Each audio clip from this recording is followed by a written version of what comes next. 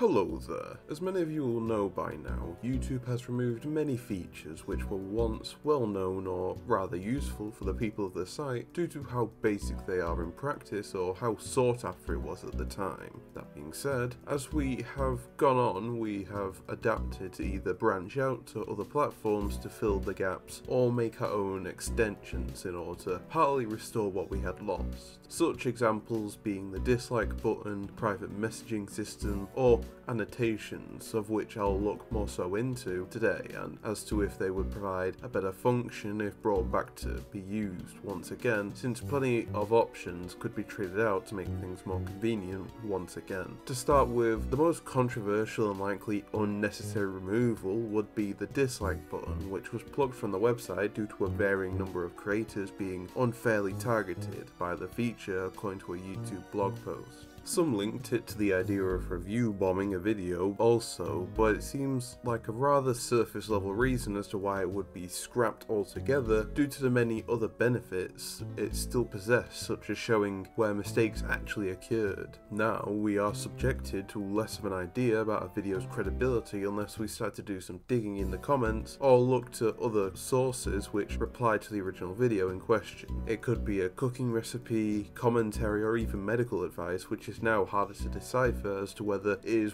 of worth anymore due to having no rating system at all. As a whole, it seemed to do more damage than good, considering this could have been tackled in a much better way than removing the whole thing, like, I don't know, maybe allowing the creator to hide the ratings if they wanted to.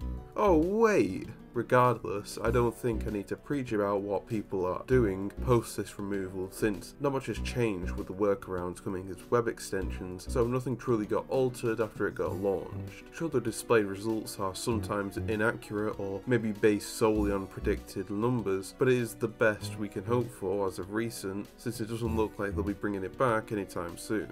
Why would YouTube even bother when they can just justify the issue to themselves whilst disregarding what the public actually wants? Moving on, we get led back to something of a far distant time, back when YouTube was still establishing itself and testing to see which features were making the cut whilst others were taken out back to be terminated. One of these features which ended up being cut out would be a sort of messaging system which functions similar to that of Instagram or Twitter, where you could tap on a profile and you'd be able to press some sort of message user button. However, from what I have seen from the few screenshots of it being left on the internet, it doesn't quite function as you would expect and acted more like a private comment that only yourself and this other party could go through. Thankfully, it came with the usual spam filtering and ability to disable it if messages were unwanted from the general public. In the present day, it could establish itself to be somewhat useful if brought back, considering how Twitter, or X as it is now being known as, is starting to cripple people by making non-Twitter Blue members unable to message people that aren't mutuals. Though there is no proper way to send images in these older screenshots, so it could prove ineffective to shift away from other platforms such as Discord, which has become a hotspot for creators to speak with one another or build a community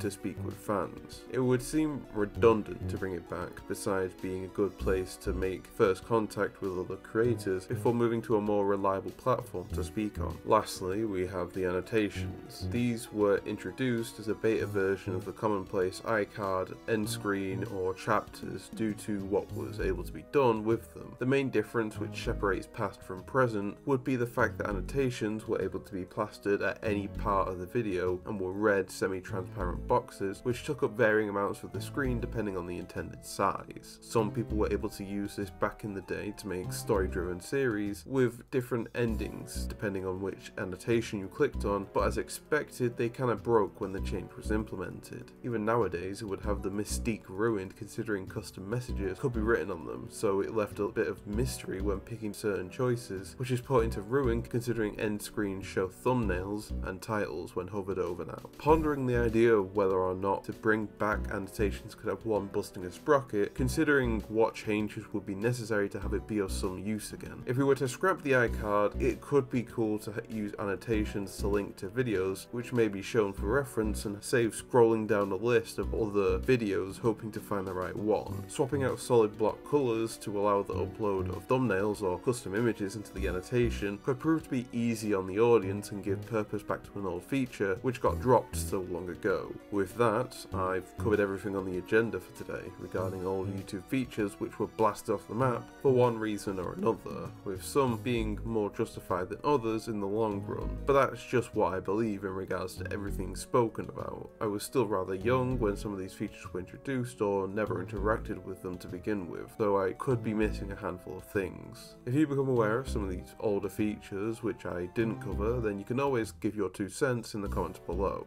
In any case, this has been Skullman Speaks, and I'll see you next time. Hopefully.